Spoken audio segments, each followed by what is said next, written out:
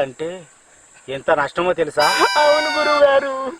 అమ్మో, 20 రూపాయల కోసం నా డ్రాయర్ 6 రోజులు వేసుకున్నాడు. ఇంటికి తిప్పలేరు పిసినాసి ముండ కొడుకు. ఒరేయ్, వచ్చే వారంలా ఈ 3 రూపాయలు తగ్గియపోతే ఆ 3 రూపాయలు నీ జీతంలోకి వెళ్ళి పోతారా?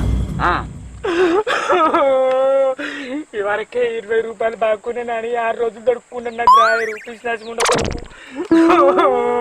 బాంచన్ గురువు గారు గట్రా అంటే ఎట్రా?